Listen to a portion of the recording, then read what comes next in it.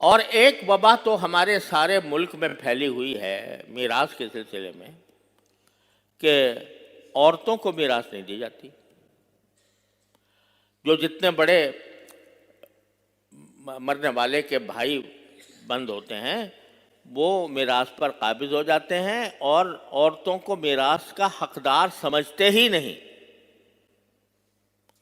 حالانکہ قرآن کریم فرماتا ہے کہ للرجال نصیب مما ترک الوالدان والاقربون وللنساء نصیب مما ترک الوالدان اقربون مما قل کثر نصیبا مفروضا.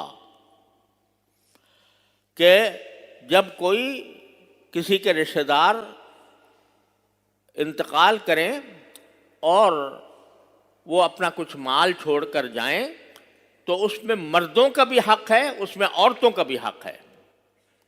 الگ الگ کر کے بیان فرمایا اللہ تعالیٰ نے. للرجال نصیب، مردوں کے لیے حصہ ہے اس میں، اور للنساء نصیب، عورتوں کے لیے بھی حصہ ہے اس میں. مما قل منہ او کثر، وہ ترکہ تھوڑا ہو یا زیادہ ہو، ہر صورت میں اس میں حق مردوں کا بھی ہے عورتوں کا بھی ہے. جیسے اگر ایک شخص کا انتقال ہوا، وہ اپنے بیٹے بھی چھوڑ کر گیا، اپنی بیٹیاں بھی ہیں، بیٹے بھی ہیں اور بیٹیاں بھی ہیں، تو شریعت نے فرمایا بیٹے بھی حقدار ہیں میراث کے اور بیٹیاں بھی حقدار ہیں. اگرچہ تھوڑا سا فرق یہ ہے کہ بیٹے کو حصہ دگنا ہے اور بیٹی کا اس سے آدھا ہے، لیکن ہے. اور وہ آدھا حصہ بھی بہت بن جاتا ہے بسا اوقات. لیکن رواج ایسا پڑ گیا ہے پورے ملک میں کہ اگر اول تو میراث تقسیم ہی نہیں کرتے سرے سے، سب سے پہلا گناہ تو یہ ہوا. اب جو شخص بھی اس ترکے میں سے کھا رہا ہے وہ حرام کھا رہا ہے، اس واسطے کہ اس میں ہر ایک دوسرے شریک کا حصہ ہے.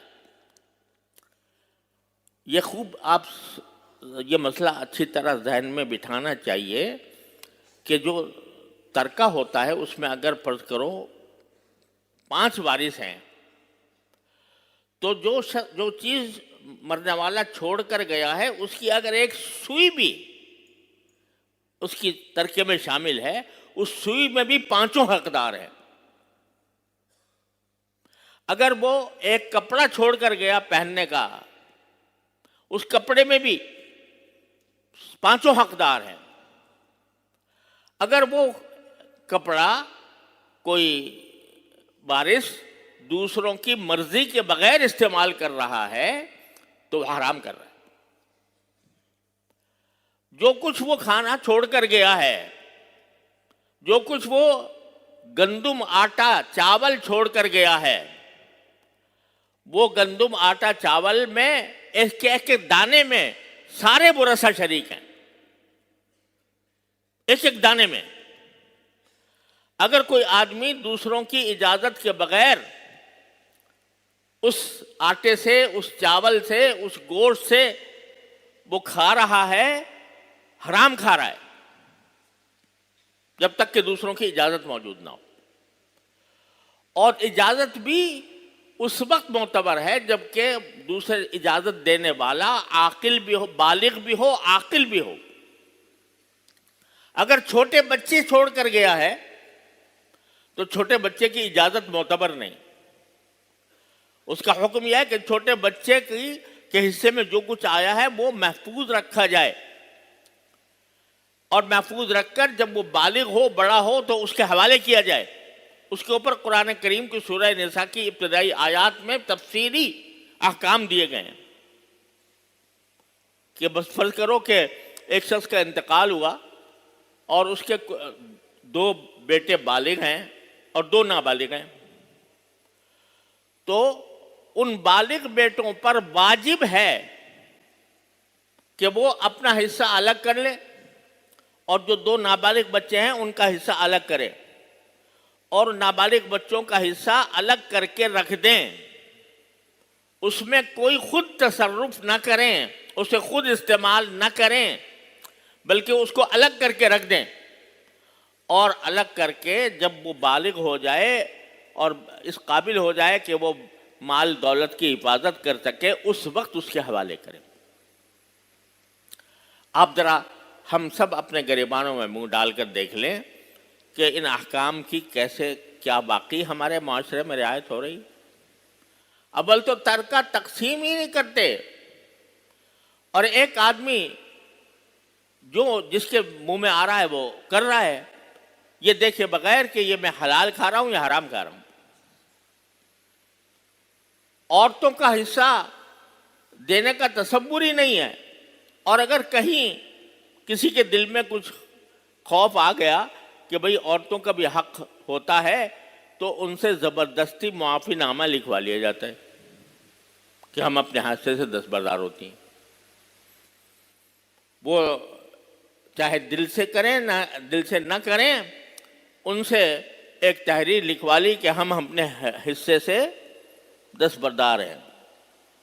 وہ بیچاری ایسے حالات میں جب کہ باپ کا انتقال ہوا مثلا صدمے میں ہیں، اس وقت میں اگر کوئی بھائی کہے کہ بھئی تم اپنا حصہ چھوڑ دو، تو وہ بیچاری مارا باندھی اور مغلوب ہو کر جواب دے دیتی ہے اور لکھ دیتی ہے۔ خوب سمجھ لے کہ یہ زبردستی لکھوانے سے کوئی اس کا حصہ ختم نہیں ہوتا۔ رسول کریم صلی اللہ علیہ وسلم نے ارشاد فرمایا کہ لا يحل مال امرئ مسلم الا بطیب نفس منہ، او کما قال صلی اللہ علیہ وسلم، کہ کسی بھی مسلمان کا مال کسی دوسرے کے لیے اس وقت تک حلال نہیں ہوتا جب تک وہ خوش دلی سے نہ دے۔ صرف زبانی اجازت کافی نہیں ہے، بلکہ خوش دلی سے اس نے دیا ہو تو حلال ہوگا، ورنہ نہیں۔ یہ رسول کریم صلی اللہ علیہ وسلم کی واضح ہدایت ہے۔ لیکن عورتوں سے زبردستی لکھوا لیا، وہ بیچاری مغلوب ہو کر مجبور ہو کر لکھ گئی۔ طیب نفس اس کی خوشدلی شامل نہیں ہے، تو وہ اگر وہ حصہ بھائی کھا رہے ہیں تو اس میں حرام شامل ہے، ان کے کھانے میں حرام شامل ہے۔ یہ ایسی ایک وبا ہے جو پورے معاشرے میں پھیلی ہوئی ہے، اور اس کے خلاف آواز نکالنا مشکل ہو گیا ہے۔ افسوس ہے کہ علماء کرام بھی اپنے مواعظ میں اس مسئلے کو وضاحت کے ساتھ بیان نہیں کرتے، یا تو توجہ نہیں ہوئی، یا اس وجہ سے کہ اگر اس کے خلاف بولیں گے تو سارا معاشرہ ان کے خلاف ہو جائے گا۔ اب ہمارے ہاں سے ماشاءاللہ بڑی تعداد علماء کی فارغ ہو کر جاتی ہے، اور اب جانے والی بھی ہے۔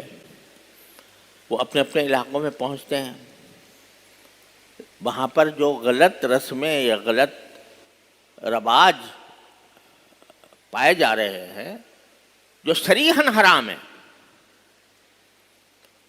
ان کو لوگوں کو اس سے باخبر کرنا ان کی ذمہ داری ہے۔ ان کی ذمہ داری ہے کہ لوگوں کو بتائیں کہ بھئی یہ کام، اس سے ہماری کھانے میں حرام شامل ہو رہا ہے، ہمارا لقمہ حرام ہو رہا ہے۔ اور جیسا پچھلے جمعہ میں عرض کیا تھا کہ حدیث میں رسول کریم صلی اللہ علیہ وسلم نے ارشاد فرمایا کہ انسان کے جسم پر جو گوشت حرام کھانے کی وجہ سے اگتا ہے وہ جہنم کا ٹکڑا ہے، وہ جہنم میں جائے گا۔ تو یہ جب تک ہم اپنے ان معاملات کی اصلاح نہیں کریں گے تو قرآن کریم کے اس حکم کی تعمیل نہیں ہوگی۔ یا ایھا الذین آمنوا علیکم انفسکم، اپنی خبر لو، اپنی اصلاح کی فکر کرو۔